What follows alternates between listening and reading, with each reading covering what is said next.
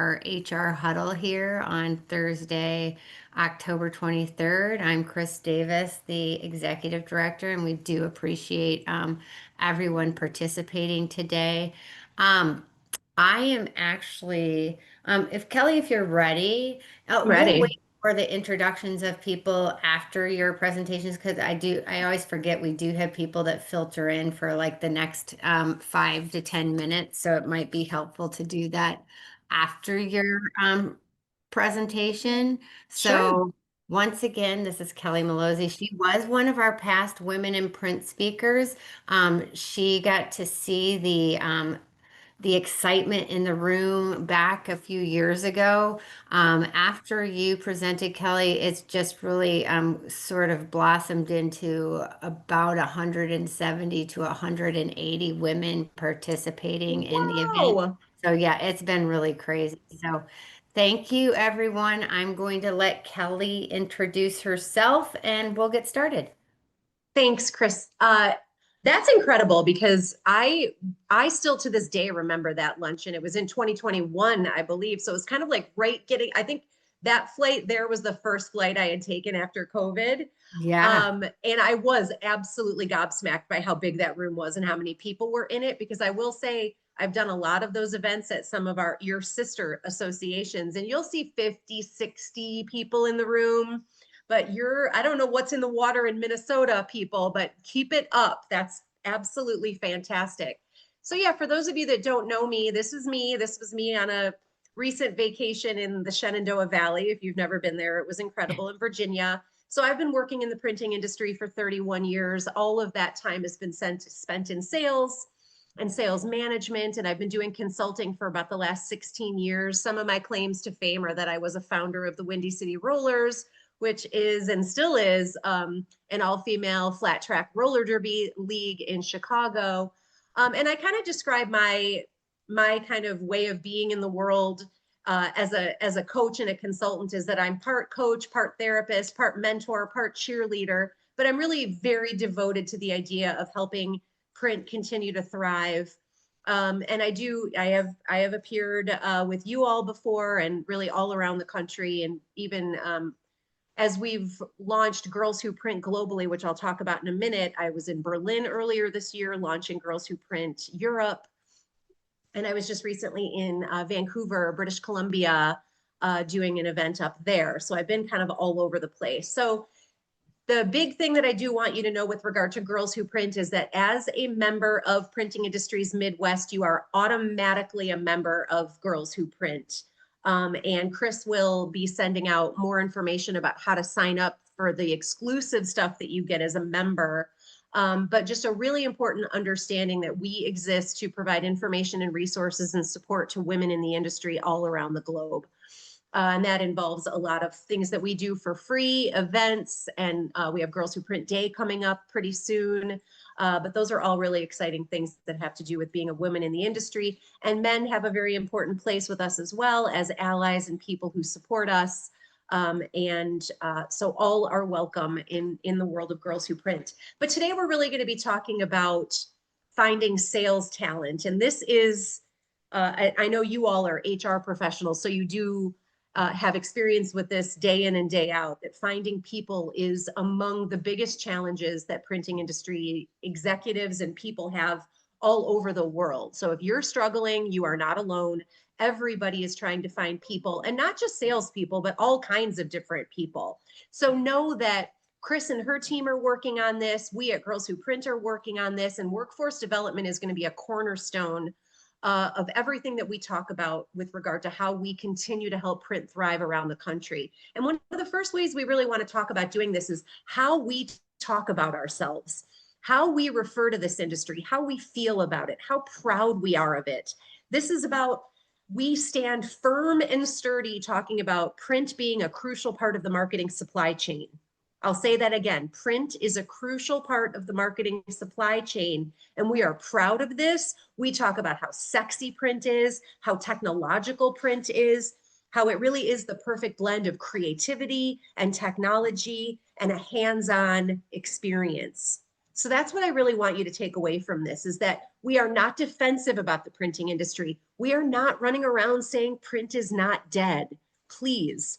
We want to keep this positive. We want to keep it focused in the right direction. And we want to talk about how it is modern, it is sexy, it is creative. We are sustainable. I know, especially up where you are, there is a very big belief in making sure that people understand that we are responsible stewards of the environment. Okay, this is something I say a lot. I usually get a giggle when I say this, but trees are a crop that we use to make paper, right? When you eat broccoli, you don't have to worry about someone calling you a broccoli killer because the broccoli is a crop that gets harvested and eaten and replanted. Same for trees. We love the environment. We are responsible stewards of the environment. But again, takeaway modern technology, creativity, an awesome place to thrive.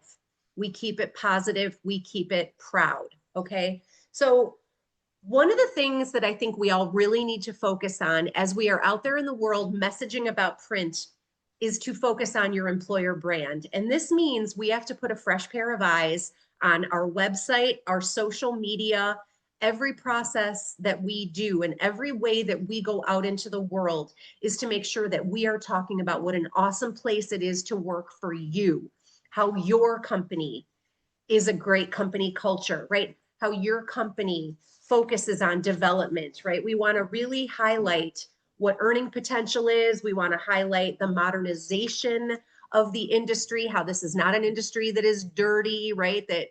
That we operate very clean equipment that is very environmentally friendly. And we really want to take a fresh look at job descriptions. Make sure that this matches with what who the kinds of people are that we want working for us, right? So if we think account executive sounds like something out of Mad Men, which it is, we might think about reframing a sales role to sound something more like customer engagement or business development or business growth strategist, right? That the people that we employ to go out into the world to talk about our companies are people that understand what it is that people are even looking for, that print helps companies grow, print helps companies achieve their goals and all of that, right? So we really want to make sure that from the employment perspective, our website portrays who we are, what we do, and why it's such an amazing place to work, because that's really important for recruitment and sales at the same time. So we really want to take a look at our website. Is the website updated? Does it give people a good understanding of what it's like to work here, what it's like to do business with us? So we really want to think about recruitment as a marketing strategy. So all of you HR folks kind of get to put on a little marketing hat at the same time and think about some behind the scenes footage, things that can be shared on social media, stories about your team members, activities that you do to retain your employees. Maybe you have a taco truck come in every quarter and you share photos and videos of your employees having fun together, working together, and playing together. So we really want to think about that employer brand as you going out into the world, talking about what an amazing place it is to work and why it is a great choice to come and work for you. And we're focusing that around success and really that career trajectory, completing the statement that says, this is a place where every member of our team is encouraged to reach their full potential. So we think about growth, we think about investing in people, we think about training people, intentional onboarding, all of that stuff, right?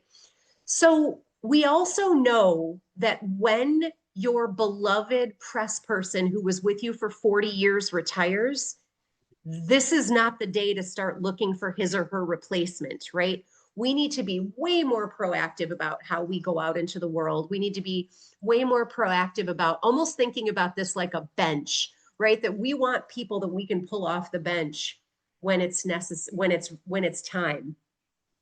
So we here are some kind of hot takes here. Have a list of people that you would employ if you had a position available, right? That would be a person you met at a trade show, or a kid that you met that's studying graphic communications in college who's going to be graduating in a couple of years. Let's stay in touch with that person. Let's consider offering that person an internship or a short term project based opportunity to work with you so that you can kind of test each other out. This is also a great time to talk about career nights. I last week presented on print and graphic communications at my local middle school. I had a full room for 3 sessions of kids who signed up to come and listen to what it would be like to work in the printing industry. To my knowledge, that industry wasn't even on their list of offerings until I reached out to the people who were coordinating that to say, I want to come and talk about print. And who was front and center? This is 8th graders, mind you. Front and center was a young woman who, by the way, I knew all the way since she was in kindergarten, because this is my town, right? Who told me, I'm going to the local trade school for high school to study graphic design, and I want to work in the printing industry. She already knows this. So to me, it's like, we need to hang on to her and talk to her and her friends about this, right? So this is all about networking. We want to think of this phrase, be on the lookout, right? Be on the lookout for people who seem interested, whether it's students, friends of your newest hires, friends of your best friend, whoever this is. We really want to think about the people, and we want to be proactive about this so that we do not get caught off guard. We do not get caught not having the right people available to us. So we really want to think about networking. We really want to think about building a culture where everybody at your company is constantly on the lookout for somebody who might want to come and work with you. So this could look like freelancers, part-timers, temps, interns, apprentices. We want to be looking at the tech schools. We want to be looking at the trade schools, but we also want to be looking at business schools, right? There are probably a number of great colleges in the region, and there are people studying business who we, again, want to circle back around to that, of that we know that print is a crucial part of the marketing supply chain. So this is a very exciting industry to work in. And there are schools that offer sales as a degree. I didn't know this, my friends. I didn't know this until earlier this year when I was mentoring a group of interns at a printing company in Chicago. And at Western Michigan University, you can get a degree in sales. So if I were you, I'd be looking at every college within a few hundred miles of your region and saying, which of these schools offer sales degrees? What an amazing leg up a person would have if they've been studying sales for 4 years. Blew my mind, I have to say. So we also really want to make sure that we understand that looking for people with experience in print may not be the best strategy. We understand that training budgets are limited and that we think we are looking for, and all of you I know are HR professionals, so nothing makes me cringe more than hearing somebody say, we're looking for a sales rep and we're looking for a sales rep with a book of business. I am I'm gonna freak out. This is this never works. It never works to hire somebody away from a competitor and you think they're going to bring all their business with them. What we're really looking for, and again, from the interview perspective, from the HR perspective, we want to understand how these people process information. We want to put them into hypothetical scenarios and ask them what they would do, right? It is an appropriate question to ask them to explain to you what the difference is between sales and marketing. And my goodness, if they can't explain that, we have a bit of a problem, right? So even as simple as marketing is the itch and sales is the scratch, right? We want to understand that marketing creates the need and sales satisfies that need, right? But we want people who are resilient, who can get through difficult situations. And the interview process is a great time to ask them about when they dealt with difficult situations, when they dealt with difficult customers, asking them how they overcome objections. What do you do if somebody says they're happy with their current vendor? And again, we don't expect them to give an A+ answer to this, but we want to know that they at least understand fundamentally what it is that they're trying to do, which is build trust and get people to know them, like them, trust them, and remember them. So again, how they handle objections is super important, and we really want people who are curious and willing to learn. So the questions that you want to ask them are going to try to dig into that curiosity, dig into that willingness to learn. And you might use something like a 16 personalities, which is a free resource of kind of personality typing that gives you a pretty robust idea of what their coaching points are, where their areas of development are, and then you can understand what kind of personality these folks have. So those are some pretty helpful things to understand here. And again, I cannot stress enough how important it is that retaining and developing your top talent is really a recruiting strategy as well, because your existing team members are your best recruiters. They are the best ones to put in a room with a potential candidate to talk about what it's really like to work there. So we really want to make sure that we have a very intentional onboarding program. When I talk about an onboarding checklist, I did this with a group of executives several years ago. Some of them may have even been from your area, Chris, was to say, what does their first day of work look like?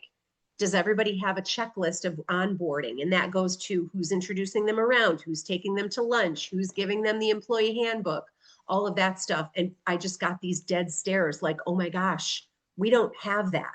And I was like, that's okay, but here's an onboarding checklist, right? Here are the things you should be thinking about in the first day, week, and month of a person's start time. And that includes little shout out, big shout out to PIM for the print university, right? They can go in and learn at their own pace, self-paced, different things about the printing industry, which is a great tool for cross-selling and upselling and upskilling, is to say, go in there and learn as much as you possibly can. But we absolutely want to make sure that we are providing enough support, enough information, and enough resources to a new person, whether it's a salesperson or somebody who's working on the floor or front of office, that we give them a lot of support, a lot of places to go with questions, and a structure for success that includes regular check-ins, includes help with goal setting, and thinking about setting reasonable expectations for performance. And I could talk about that all day long, because I will spend a moment to deliver the bad news to you that a new sales rep will take 2 years to fully onboard and be performing at peak. 2 years that you will invest in a person to make sure that they have the right knowledge, the right information, the right resources, the right attitude, the right tools to be successful. So that is really, really important. And other things that we can do as we're developing talent and we're thinking about our team and how our team can be our best recruiters is to make sure that we are consistently shouting out positive behavior and that we are offering training and upskilling opportunities to everybody. Because there's a lot of stuff in PIM University that comes from some of the content that I deliver, including sales briefs, marketing briefs, and company culture briefs that are all there to arm your sales force, your marketing folks, and your HR folks with really good tactical information to do their jobs better. And so finally, this is kind of a bonus one because I was only going to do 5 points, but I really couldn't leave without this. And I did do a little creeping on some of your social media and some of your websites beforehand. So I do want to spend a minute talking about posting on social media, because I know one company that's on this call, I noticed hasn't put a post up since June. And I noticed that a lot of you, I'm not convinced, are using the careers button or the apply button in the most optimal way.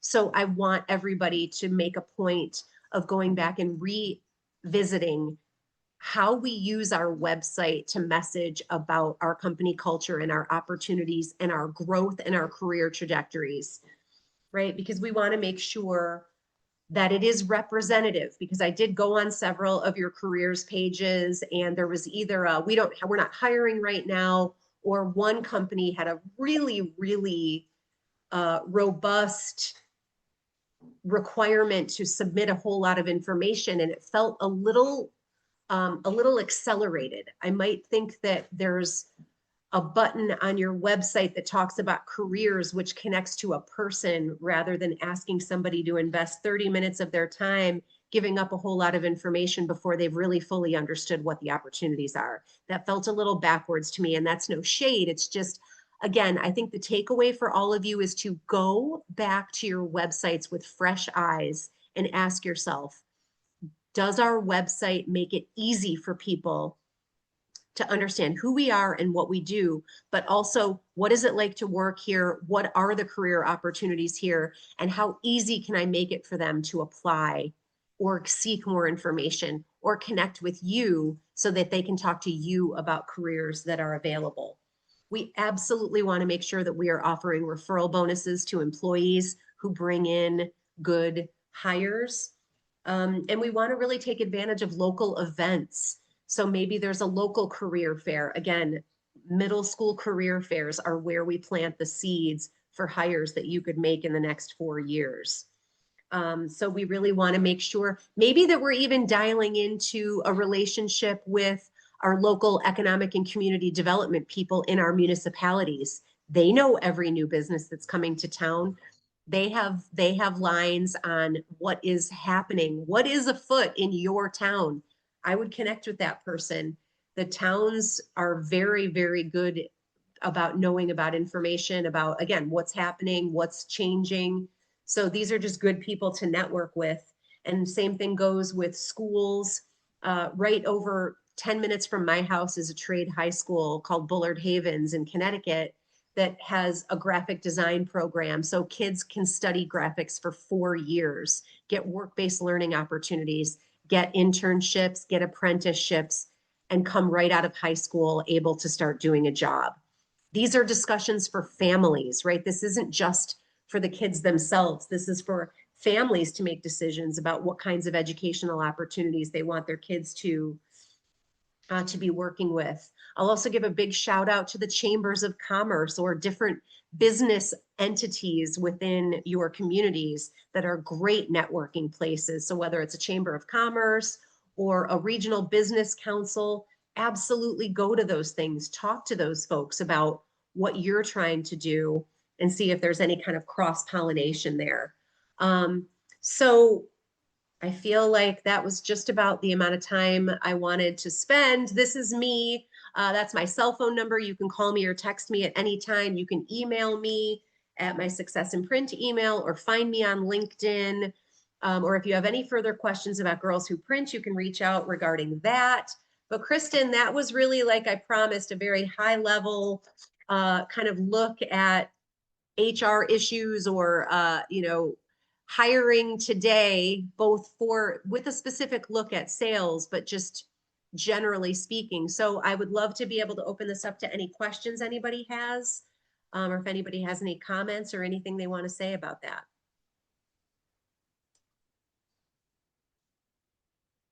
Kristen, what about you? Did you have anything stick out for you about that presentation? I really appreciate the discussion on making your company a strong brand and making sure that you are selling the great place to work and k- using your employees to sort of get the message out about working at, let's say, your company and how great it is to be there. I think it's truly important. It does kind of remind me of when I am meeting my daughter's friends or my son's friends who are now past high school into college or into the working world, that I will often talk to their friends about the print industry and how it's a great place to work. Put your feet there on the ground, and oftentimes you'll never leave. So we know we have some great companies out there, so it's extremely important, and I'm glad you brought that up as a part of something that all of our companies need to do. I was even thinking for PIM ourselves as well, is that we're really often the hardest on our own occupation and our job. I'm really, really glad you brought that up because I got a message from somebody the other day who was like, oh man, we are going in the wrong direction. And it was basically, and it wasn't in your region, thankfully, so few, but this person had put this post up about like, I'm so sick of these kids that don't want to work. And it was really like sir, if that's what you're going out with publicly, that's not exactly going to be the message that is going to draw more young people to you. It's sort of a get off my lawn kind of Hmm. attitude. And to me, it's like, yes, we stand very like, if you're not in love with printing right now, this is not the time to go out and recruit, right? Like we need to fall back in love with printing a little bit and again, be proud of it Hmm. before we go out and talk about it. So this is where I kind of say, like, let's put a fresh pair of eyes on everything. Look around your shop. Is everybody happy? Right? Because Hmm. I don't want to trot some high school kids or some college kids or some applicants in to look around and go, oh my God, these people look miserable. No, let's Hmm. not do that. Right. So let's fall back in love with printing a little bit. Let's remember we've again 31 years ago, I would not have imagined that I would be sitting here today going, I've been in this industry for 31 Hmm. years, right? But Hmm. we all know it gets inside of us and it doesn't leave. But but yes, we want to be very positive and proud and talking about how there are, I want you really to listen to this. There are amazing kids out there. They are Hmm. smart and they are hardworking and they are passionate. There's two girls who go to Ferris State University who have started their own print podcast called Talk Hmm. More Print, right? There are very exciting young people. They might think and act and talk completely different from you, but Hmm. it doesn't mean they're bad. It doesn't mean they might be well boundaried. They might not be anxious to turn in 60-hour work weeks for 40-hour paychecks, but they are Right. good. And we need to adapt Right. and kind of change our cultures to accommodate them, Right. not tell them they have to act like us. Right. I think Right. that's a really important distinction to be celebrated. And it is not without its challenges. Right. Right. There will, and especially for you HR people. I mean, I've heard some stories recently where it's like, people going to HR about something and it's like, but right. So there are overcorrections and there are like times where, oh, people are what we might call that as oversensitivity, right? Like nobody meant anything, nobody said anything bad, but somebody still went to HR about a story where you're talking about a movie or something. And it's like, hold on, right? Like there is some balance that needs to happen here. But again, I just want us all to go out into the world talking about print proudly and celebrating the differences of Gen Z and pretty soon here, Gen Alpha, Right. right? The oldest Gen Alphas are in 8th grade now. So 4 years and we're Right. going to have Gen Alpha in the workforce and look out, people. I do like the idea of also revisiting the name or the title that you're looking for. Maybe not using the sales associate, just kind of re-envisioning what you want for that role. And just know that sales has changed in the last decade. And now we have new tools. I listened to a lot of podcasts on AI, but we talk about the current person in the workplace is actually working harder than they did probably 10, 15 years ago, but we have so many more tools to access, and so many people are fearful of AI taking the job. I I would like to see our industry focusing on AI as a tool for our job, but we're still doing that job. And so sales is, I know you all want good salespeople, but they're not going to walk through the door with that book of business, like Kelly said.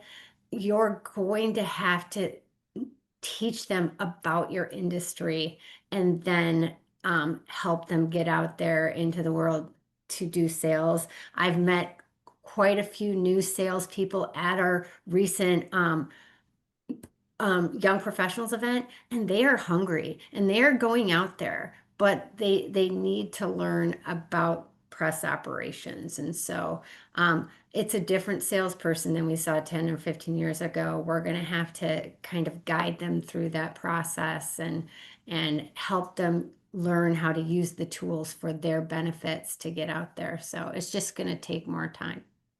And it's really, and I know this is being recorded, so foundationally, this will be available to you afterwards. But again, I think it's really, really important because I didn't actually articulate this, that there are 5 things that a salesperson needs to be successful. And the first one is confidence, right? So Mhm. we need to make them confident in their knowledge, but also confident just in their bones, because nobody wants to show up and do a crappy job, right? So when you get frustrated because you hired somebody 6 months ago and they haven't put a sale up on the board yet, look at yourself, right? Look at your sales management, look at how you trained them, because we can manage 2 things: results and activities. So if they are confident and they are, the second key is saying the right things, third thing, to the right people, and they have a step-by-step process and they are diligent, they will not fail. But you and your teams, your owners, you as HR people and your sales management have to provide those things: good messaging, very specific vertical market targeting, a very specific step-by-step process that is tracked with a CRM, and that diligence to show up every day. Because like Kristen said, they are hungry and they are willing to do the work, and they have to be confident. Mhm. You have a Yeah. role to play in all of those things to arm them with all of that information. And the runway, which isn't 3 months, it's 2 years. Yeah. Um, so just like you would be investing in a piece of equipment, you're investing in a person. And people do well when they are able to. So when they are properly trained, properly armed, they will crush. Mhm. But it doesn't, it doesn't just happen out of a clear blue sky. We Right. all have a role to play in that support. So Absolutely. Um, yeah. Thanks, Kelly. And I will put in the recap um, a lot. We have a web page dedicated to Kelly and all the help that she can provide. And so make sure I will give you that link so that you can visit it, because she can help with coaching. She can help with mentoring. There are other things that she can do in helping you find people. So this was just kind of a tip of the iceberg presentation from Kelly. She is available as one of our go-tos for helping identifying new sales people for your organization. And so I will make sure that you get her contact information after today.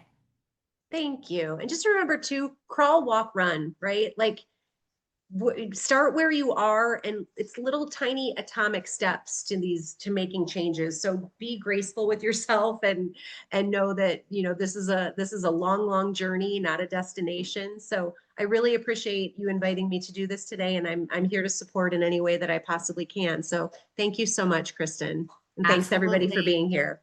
Safe travels. Thank you. Thank you. Be Bye. well, everybody. Thanks a lot. Take care. Bye. Bye. Thank you.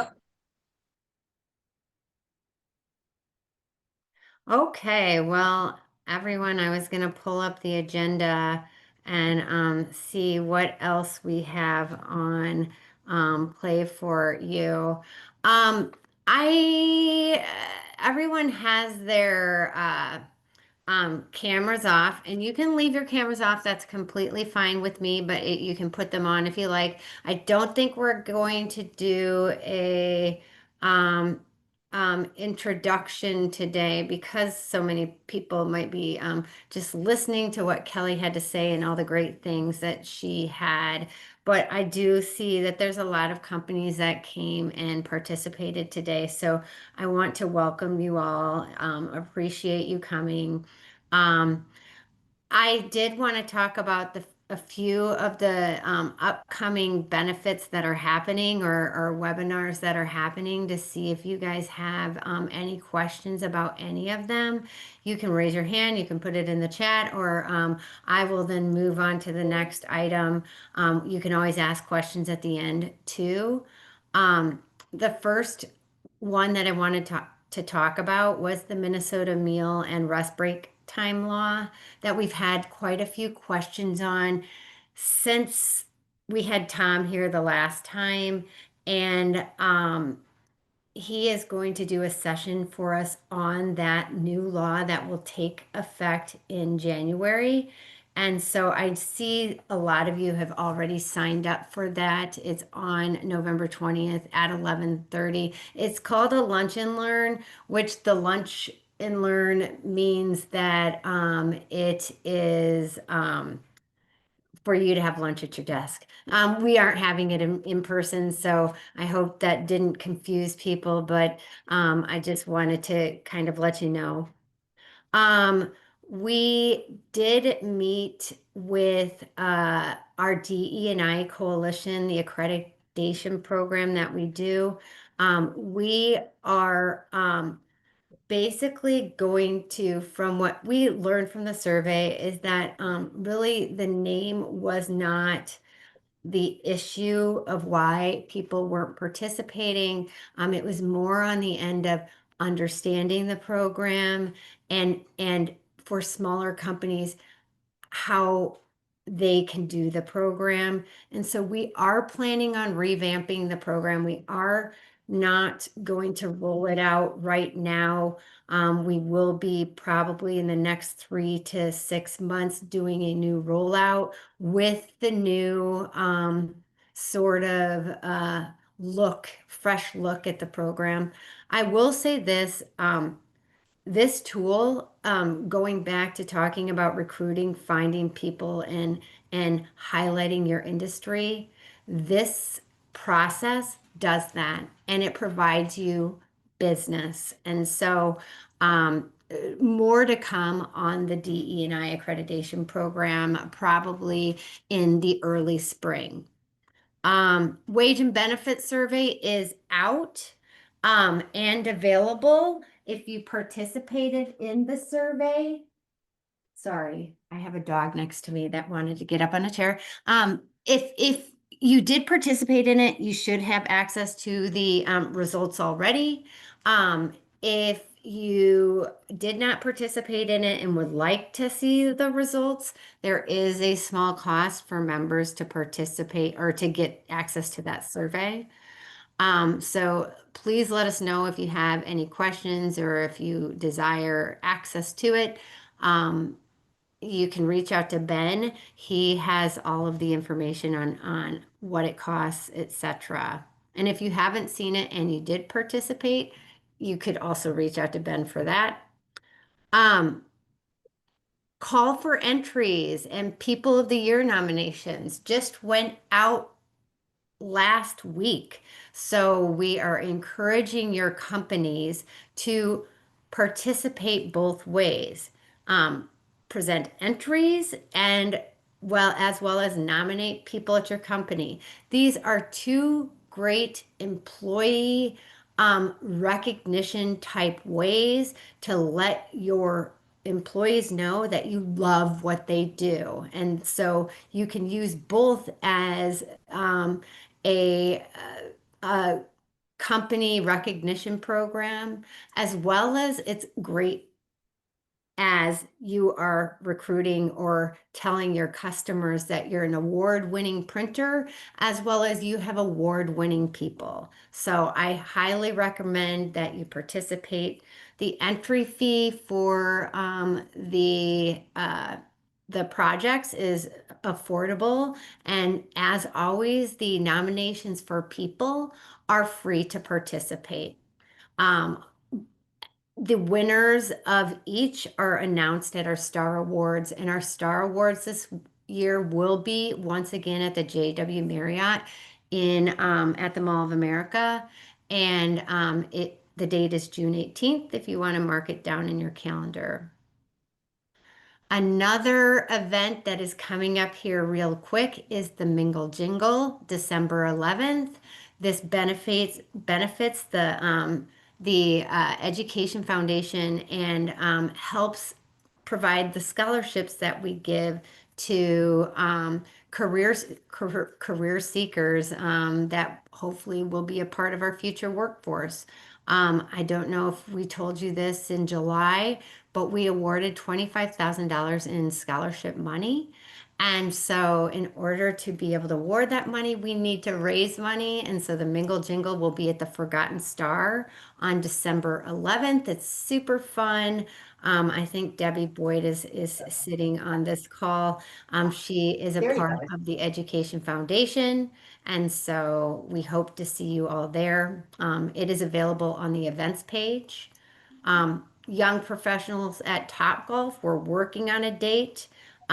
It will be, I think, the second Thursday in March, but more information will be coming out soon. And we have the postal professor coming back in March. So he will be here on March 24th and March 25th. So if you're looking for that mail certification class that we do, it will be at the end of March. Um, Anything else? I guess I'll leave it up to you. I haven't seen anything in the chat, but if there are any concerns, you could let me know now, or if there's things that you want to talk about, you can let me know that too. If there's something um, bothering you or if something you need help on, just know that we're here for you. And I haven't seen any questions, I don't think, in the comment area. Um, Anything else? Um, just a few more things that I wanted to let you know is that we're always looking for topics and ideas on discussions. Um, I know that I just did I just with one of our printers talking about the LMS that they're using, learning management system that they've incorporated at their company, which sounds like it's a great tool. I thought in the future that that might be a topic that we could cover. And so we'll be looking for continuing to find topics for you. I know that there's topics on artificial intelligence that we could talk about. So always looking for ideas. You can email me if you um, have thoughts. And lastly, we brought in Paylocity in the July HR huddle. They have a lunch and learn coming up on November 13th. It is available on our events page. And I think if you click on that link right there on your document, it sends you to the registration page. She does send you lunch by giving you a coupon to order that lunch. And so that lunch and learn, she provides you even food if you participate. So highly recommended there. Um, if that is the case, I really don't have anything else to cover today. I'll probably see a lot of you November 20th. And I, I guess I should have said on the wage and benefit survey that the day before there is going to be a webinar on the wage and benefit survey, sort of talking through the results. It's the financial executive council that day, but you guys are very welcome to participate in that. And so if you haven't seen the registration for that, it's also available at the registration page. If that is it, unless you have any other questions, hope to see you at that Mingle Jingle and have a wonderful next few months of festivities because we know it gets really crazy during this time. So enjoy some of it and we'll our next um, event will be in January, and the date on that will be January 22nd, 2026 at 11:30. That one will just be remote like this. And then hopefully in the spring, we'll try again to get you guys together. If that's the case, we'll do it in April and have it available online as well as in person. All right. If you're all good, we are going to sign off at this time. We will provide you a recording of this as well. Thank you. Thank you. Thank you. Have a great day, guys. You too.